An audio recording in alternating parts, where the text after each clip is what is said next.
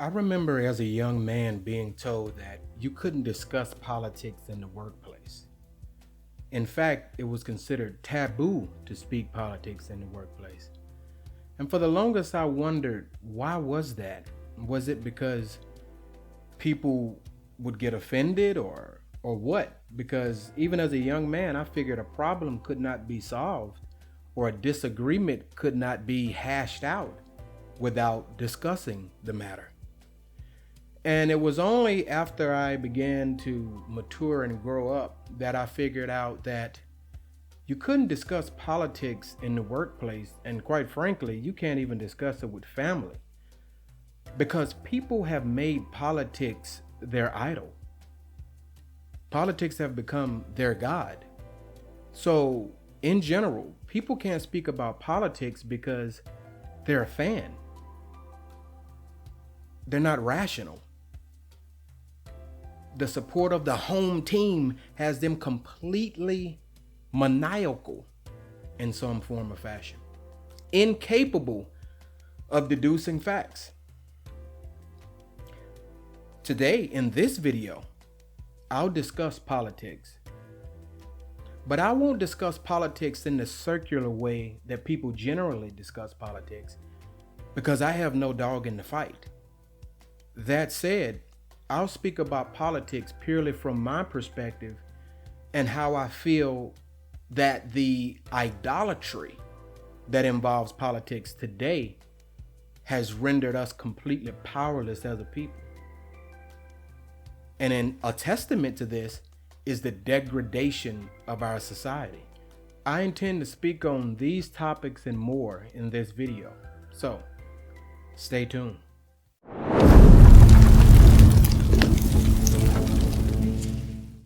What's up, guys? It's Indigo Roll. Thanks for tuning in. So, even as a young man, I wondered why politics couldn't be discussed in the workplace. But as I hearken back even further in my youth, I think about how I never really heard politics discussed as I grew up in the home. And that may be because as a corporately designated black man, and at that time a young black boy, the Democrat vote dominated then and it dominates now. So there was never any dissenting views or an opposing view as it related politics. So I never got to hear any opposing view. It was all monolithic in nature as it regarded the thoughts about political parties.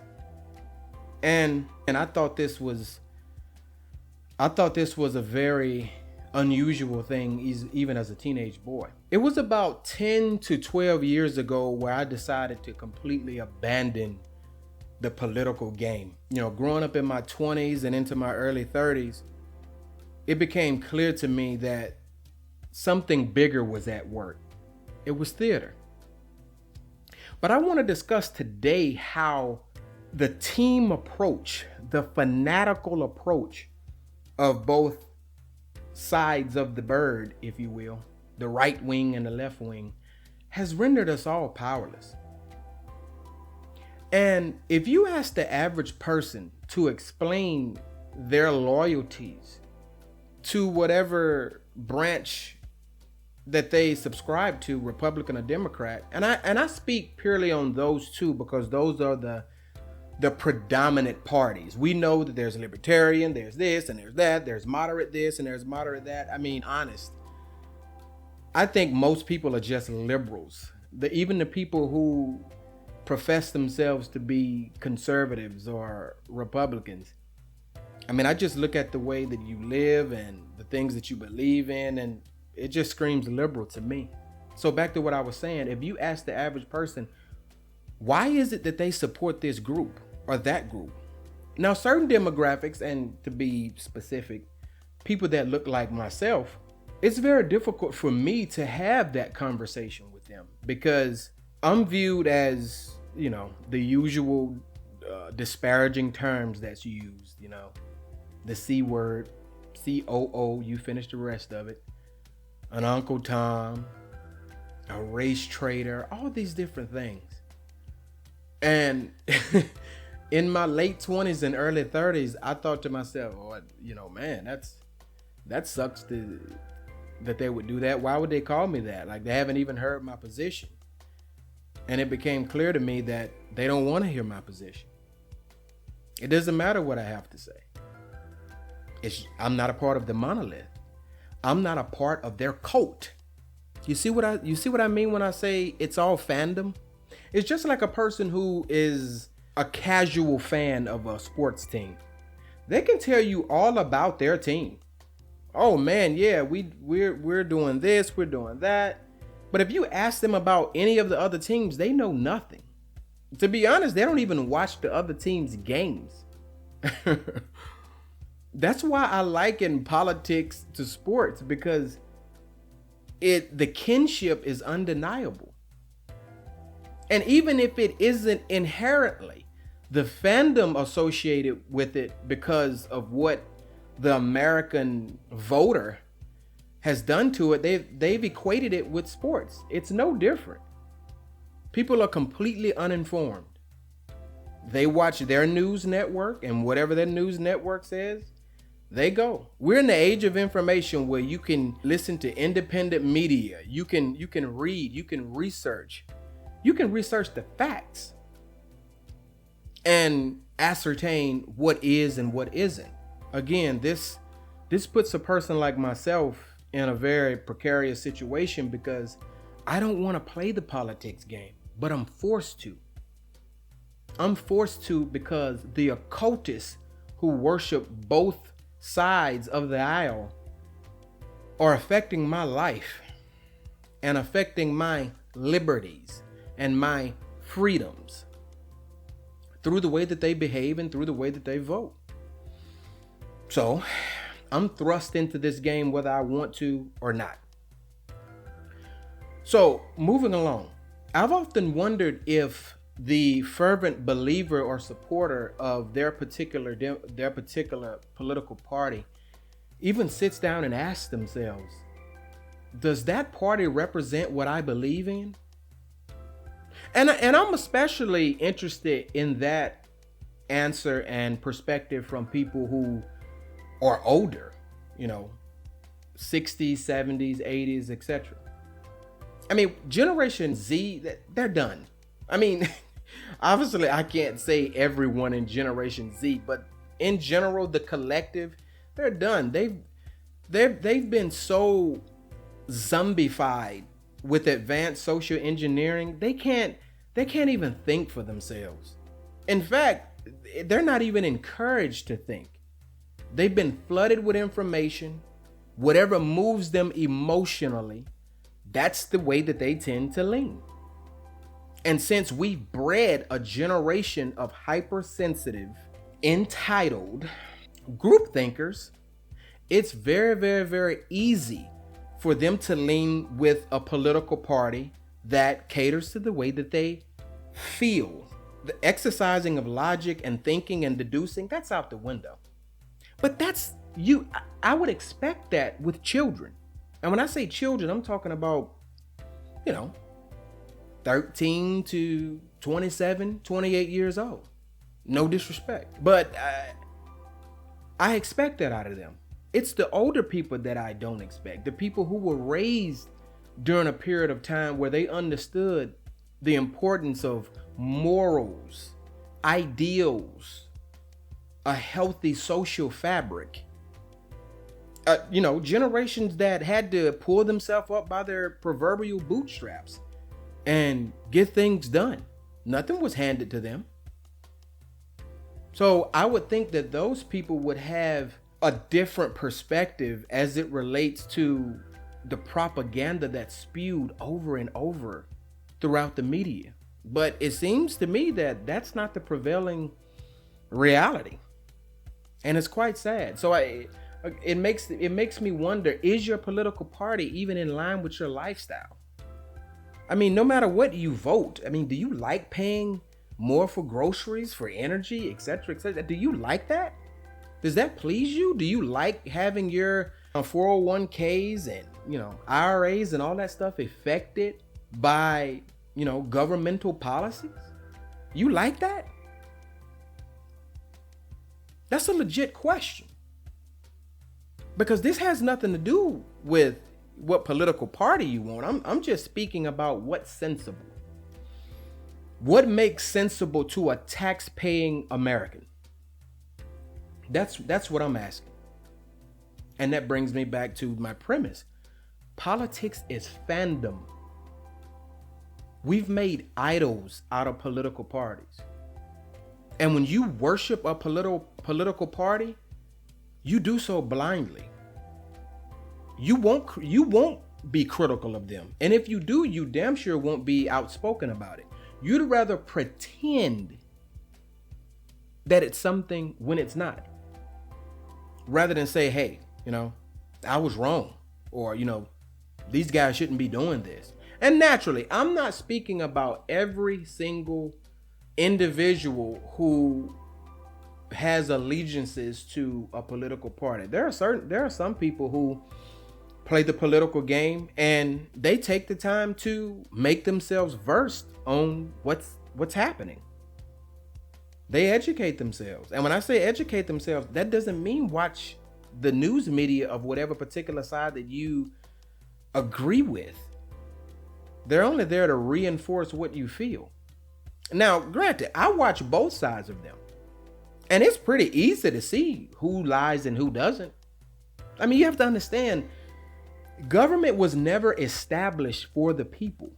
It never has been. Government is supposed to work for the people. We're their bosses, the way it's drawn up. But the way it is now, ever so blatantly, we're not. We're pawns and slaves. So the political game in all its theatrics, I understand. And I'm willing to forego it all. But others aren't.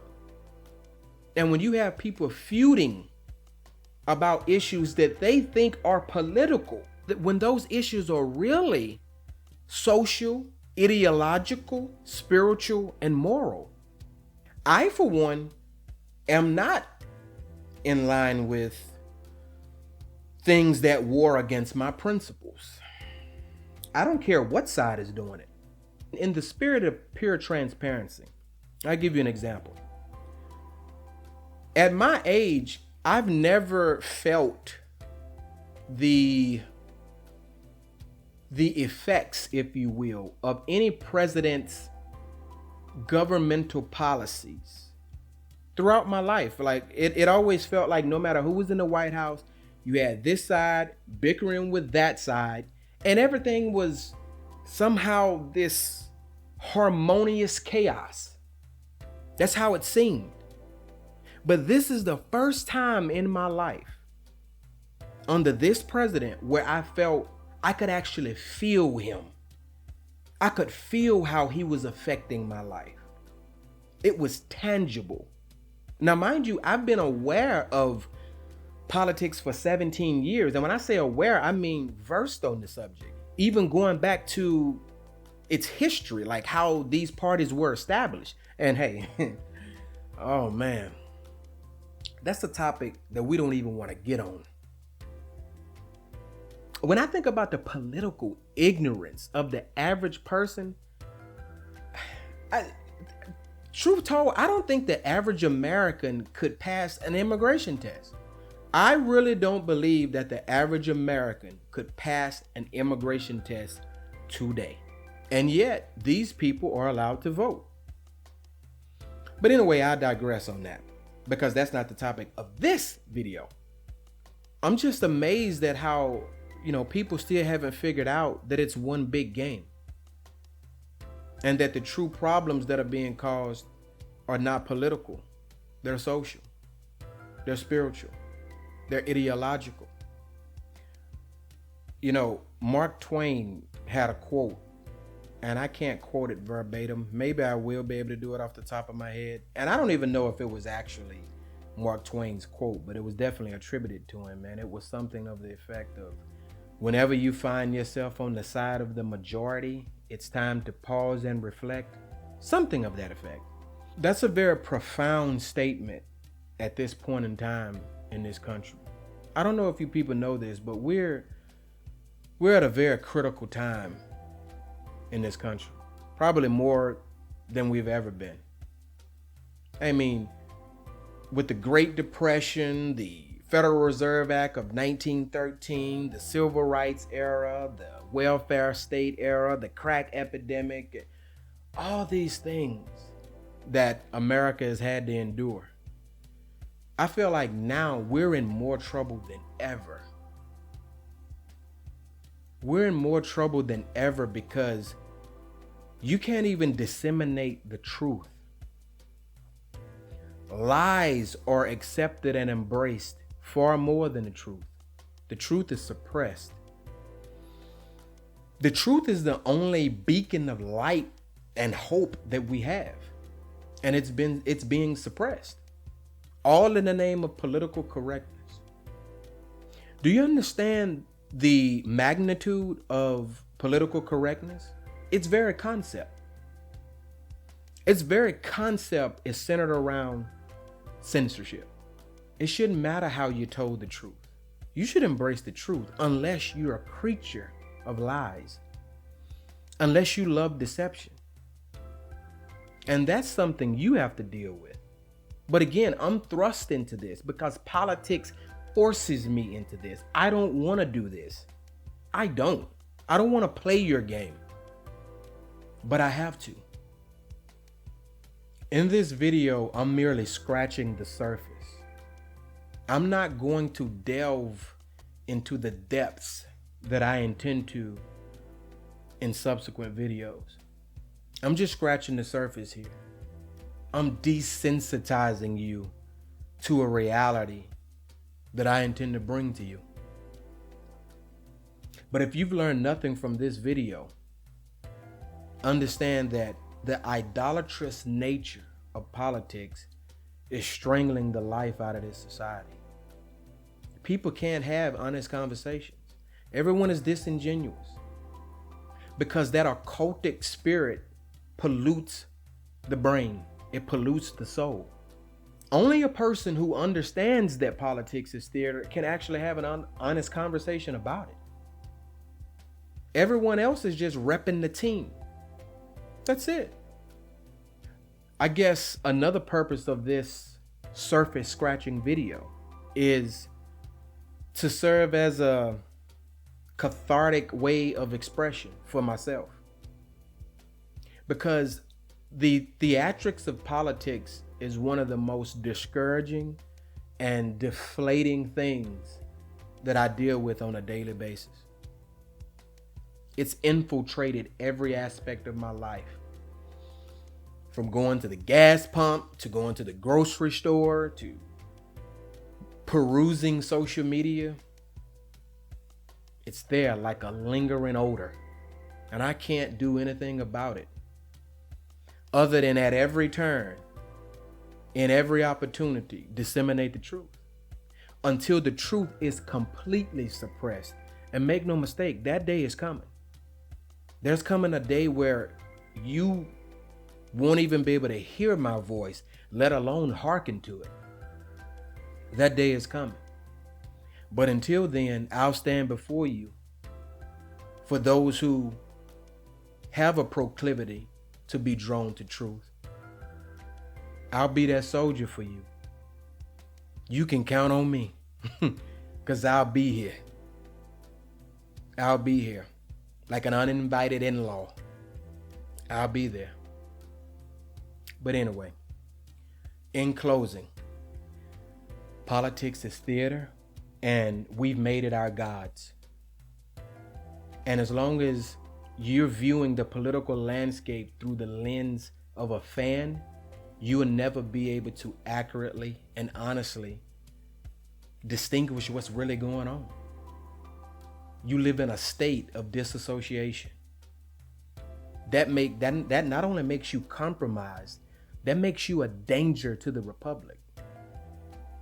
That makes you an enemy of the state.